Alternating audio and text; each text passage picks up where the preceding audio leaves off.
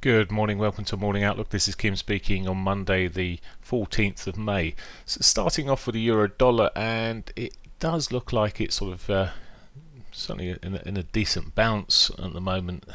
It's broken the sort of trend that was sitting probably strongly behind that daily 8 effectively. It's managed to close, well, that's a close above it. Didn't manage to close above it at all, and there is the potential for it yet not to close above that 8, but it looks at the moment like it may even push up further towards the daily 200, maybe even the daily 21 there. So there's certainly the potential for that to happen.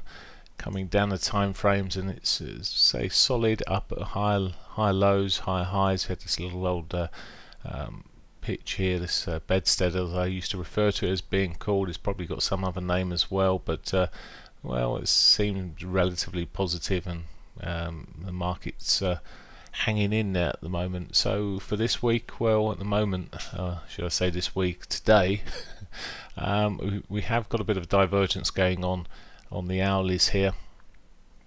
It also has a daily and weekly pivot both underneath. Now we could sell into these and start rolling over a little bit, but even if we catch that weekly pivot, there's a trend line that I drew here last week, and it still would be potentially above that or just on that trend line, so we could see some further support there.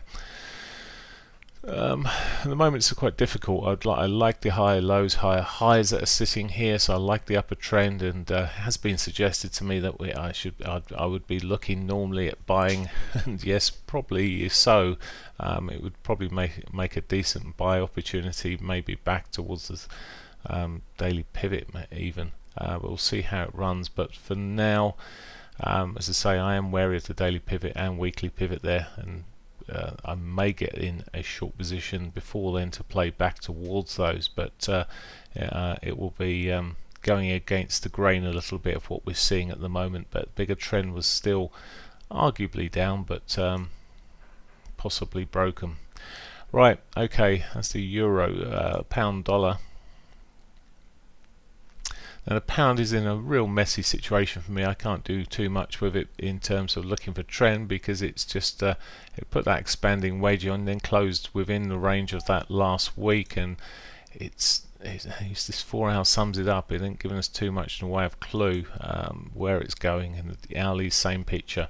So I would probably steer mainly away from it. If there is a I mean, it's put a lower high in at the moment here. It's come down back to test its daily pivot again. It's got its weekly pivot below. It may come back through into that and carry on down towards the S1, Friday's lows, S1 sort of area, maybe more. But it's range bound at the moment. It's not the easiest to work out in terms of what it's doing. It's not really necessarily going with all the other pairings.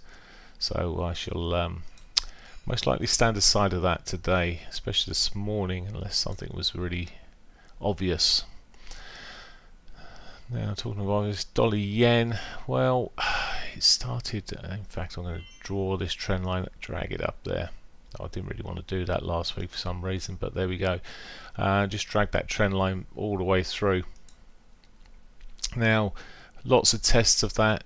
It's almost broken on Friday. It's certainly sort of walked it through its sideways now, but it's pushing back up again. I thought it might have rolled over a little bit more on Friday. It put in the double top. It looked like it may be heading down towards the monthly pivot, but at the moment, once again, a bit of weakening, and this may be a sign of the euro doing similar and pulling back. And well, if this carries on, we could be pushing up towards a triple top there. Let's just go to the 60 minutes, and well, it's Friday became quite a mess, unfortunately, and consolidated chop.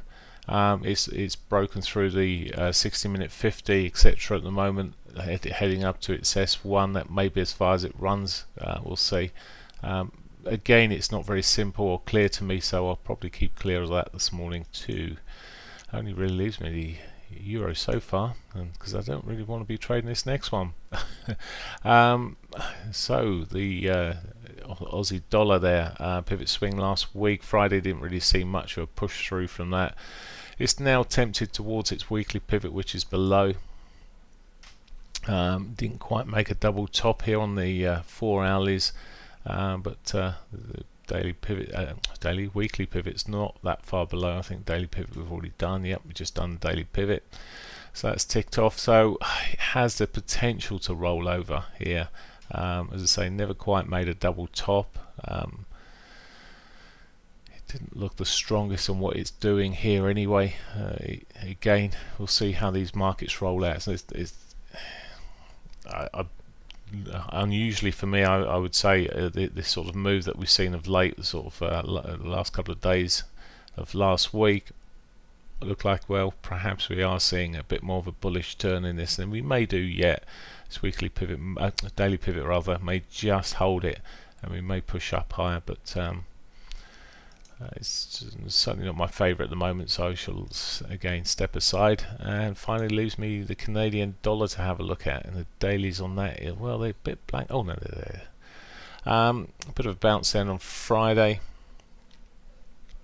It's in a choppy old area where it's sitting at the moment. It's not really giving a lot of clues away, is it? It expanded the wedge, it flicked out, it's bouncing, looks like it's bouncing back. That could be on for the weekly pivot just above there. Maybe sitting choppy on the hourlies here. Not a lot of clues there really. Coming back to dailies, it may look like it was going to continue in this downward action, but as I say, unclear territory. Just needs a quick look at oil. What's that up to at the moment? It's pretty neutralish at the moment. Overnight it's not really showing direction, so maybe got a bit more downside in it, which would allow the Canadian dollar to push up, but of course, so long as there's the Iran situation going on, it's not going to help this. Right, okay, that's pretty much it for me. Have a great day. Bye for now.